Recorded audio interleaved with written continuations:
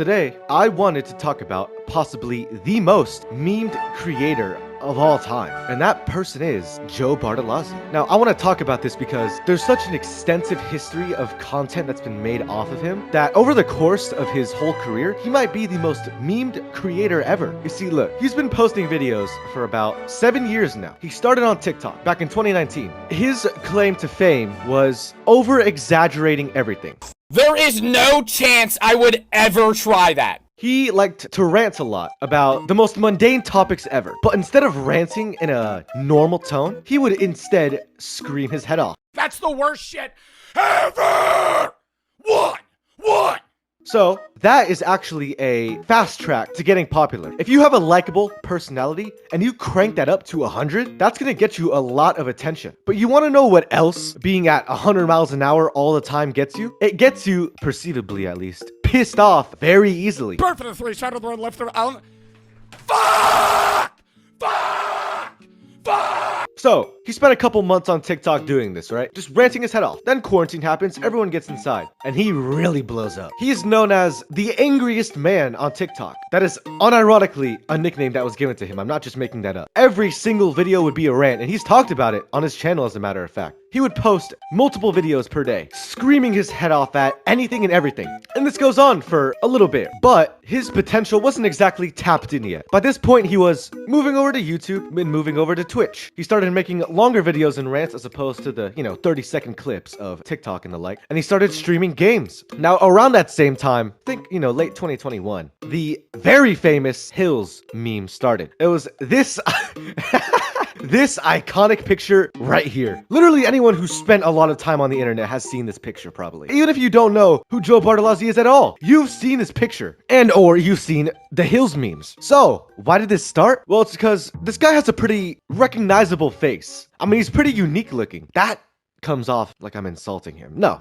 He's a very recognizable guy, right? You don't confuse anybody for him, right? You don't confuse him for anybody else. You know who this guy is when you see him. And I'm sure it started off pretty small, but you want to know what started happening? He started reacting to it. So what happens when someone who's known for being super angry and ranting all the time starts talking about himself getting memed? That's damn right. He goes ballistic about it. I've been in the hills, fucking dudes. As a matter of fact, even to this day, he hates it. I mean, I'm sure he understands that. It was a pretty big keystone as to why he is where he is now. Nonetheless, he starts just screaming his head off at these kinds of videos. And as a result, they just boom in popularity. So these videos started getting posted way more. And even the people who hadn't seen him respond to them and be all pissed off about it, they just found it funny. I mean, it's people who had never seen a video of his now knew about him. And this is not the only time it happened. This kept happening over and over and over again. And I'm gonna start talking about those times. So, as he started posting more on YouTube, he started changing up his thumbnails, right? Every YouTuber does this. Hell, even I did it. Where you go from making,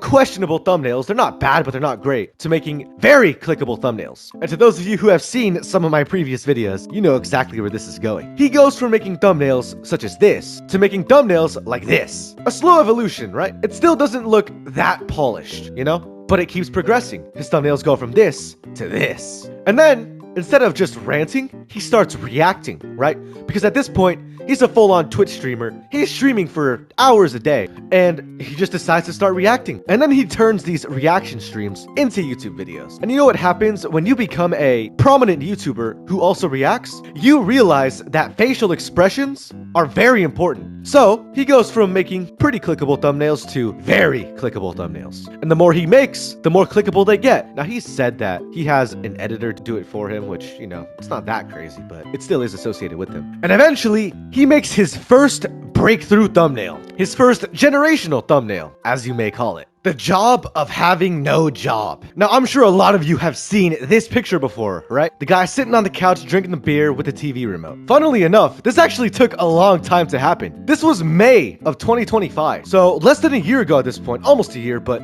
still less than a year. And as a matter of fact, pretty much the next video he posted after that was this one, the talent of rage baiting. Now, the thumbnail with his face in it isn't as known as the picture itself where, it's the lion and the monkey, but he's the one who popularized this image. Oh, and as a matter of fact, I almost skipped something. There's another thing he was known for. It was after the Hills, but before these thumbnails ones. And it was honestly pretty minor, but it was where his PC almost crashed on stream. And here, I'll play a clip of it right now. I don't. So, if you've seen that, you know what it is. It was pretty popular, just not as popular as these thumbnails. And then, he posted the one he's the most well known for. Humans are actually devolving. Better known by its thumbnail, our brains are shrinking. Technically, Joe Bartolozzi is not behind these thumbnails, right? He has editors who makes them. Like I said, he's talked about them before. Technically, it's not him. But regardless, this guy is the Da Vinci of YouTube. For those who don't know, Da Vinci, like, invented everything. I mean, obviously not everything, but like, he invented so many things. And that's Joe with these damn thumbnails. Honestly, his thumbnail guy is like the smartest guy ever. I mean, Joe's audience size is probably like 50% bigger than it would be, purely because of these thumbnails alone, right? It's pretty hard to grow organically these days. You don't just start streaming and start making YouTube and it just works.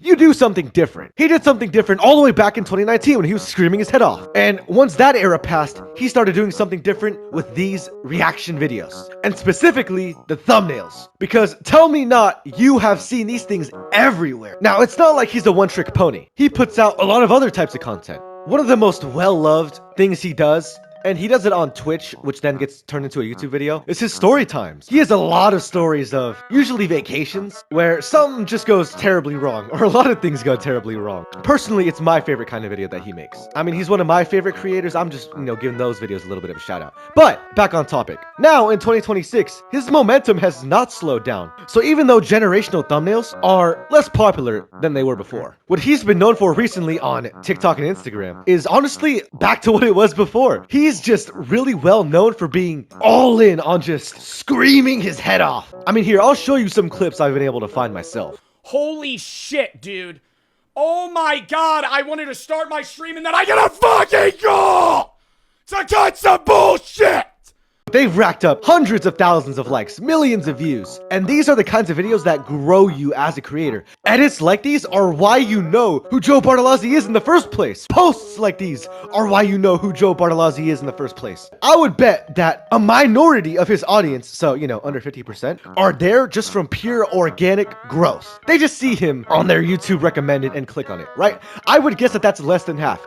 I would guess that a huge proportion of the people watching him found him through these kinds of memes. With the generational thumbnails and videos aside, with the screaming his head off aside, the people that have found him have watched him long enough that they've realized that he really is a good creator. He's a good streamer. He's a good YouTuber. His streams are fun. They really are fun. And I'm not a stream person myself. When I said that I was a fan of the story times, I just watched the YouTube video version. So he's gone from screaming his head off to get attention, to getting memes out of nowhere and screaming at it, to making amazing thumbnails, and then finally to getting known for his stream clips. So he's really rode the full ride of small to big creator. He's been through the whole journey. That entire journey was shaped by memes. I mean, that's what he's known for. He didn't grow organically. He grew to the huge size that he is because of pictures and clips like this.